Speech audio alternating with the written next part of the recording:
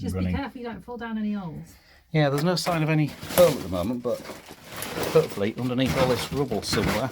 Oh, that sounds like that's a trapdoor! Oh my god! That's hollow! That sounds probably... Hi Florrie. Hello. So, tell me just what you've done. We found a little tunnel in the wall thing and I went inside of it. It was the first time. Weren't you scared of the spiders? I love spiders. And what did you find in there? There was some stuff that wasn't bricks or anything, but it was quite dusty. I found something, I don't know what it was. It was kind of like it looked kind of like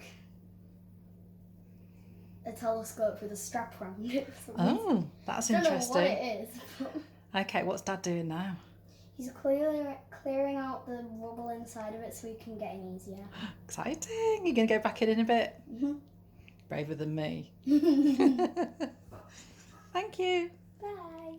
So, just another thing that Dom and I have just mentioned since switching the camera off is I mentioned in an earlier video that we found out that at the end of a row of workers' cottages, very often there was bread ovens that were used by the whole street, and everyone had their scheduled day for baking bread for their family for that week.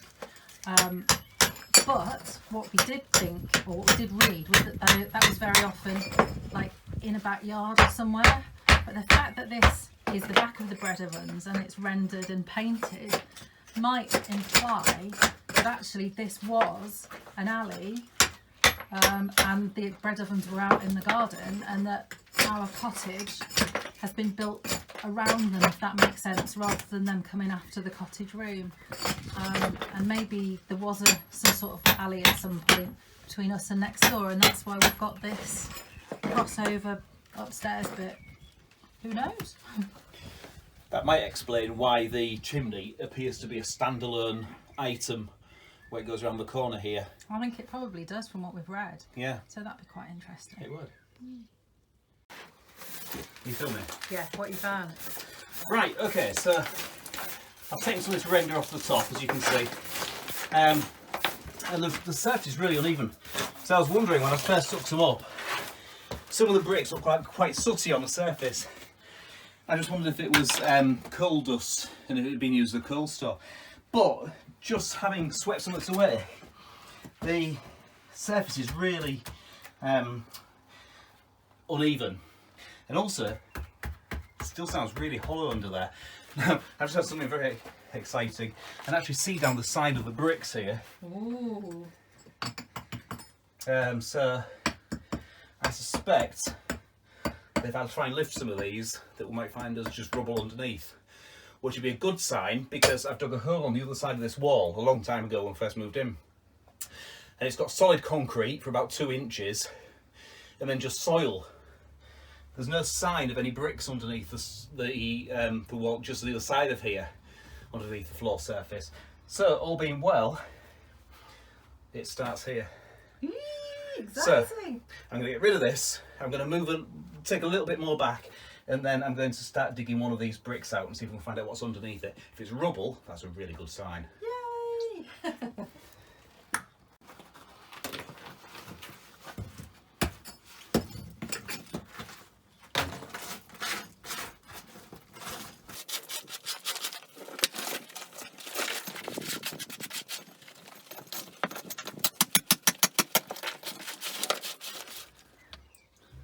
Yeah. Okay, so we've got the concrete surface off. It's really quite uneven. I think what I'm going to try and do first, I'm going to start at this end. I'm going to try and get one of these bricks out. I think I might go for that one that's quite sunken down. We've got a couple of bits where there's nothing at the side of the brick, and that's just sort of like hollow beside it. So hopefully we'll find that it's hollow underneath or just rubble.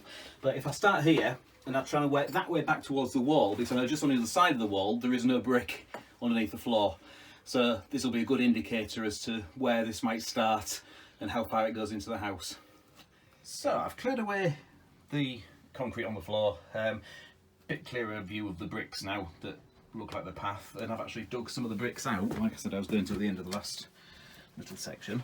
So I've taken a few out, and also I've gone and cleared out a little bit of a hole at the bottom of the modern wall.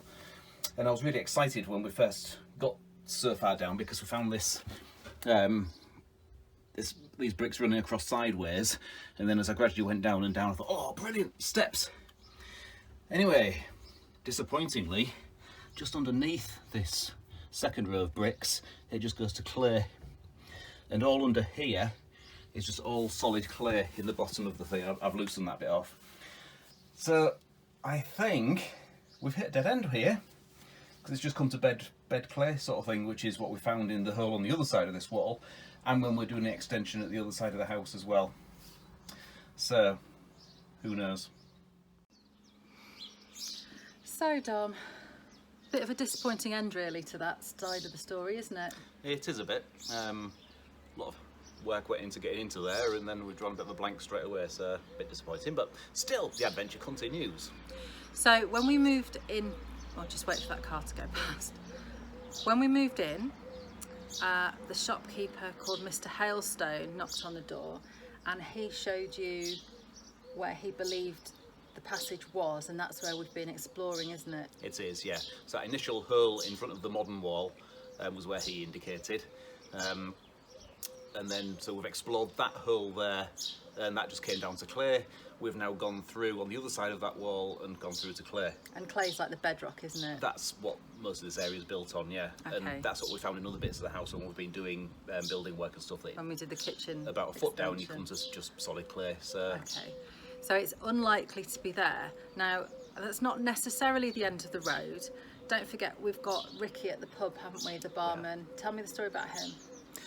Basically, he's the only person that I know of that has actually been down the tunnel as it was, and has indicated that we're in the right sort of ballpark, but hasn't been able to tell us exactly where yet. So, okay. And on a couple of occasions, I've had conversations with him, and it suggested it's in the same sort of place. He's given me a bit of a description since we last spoke that that apparently Mr.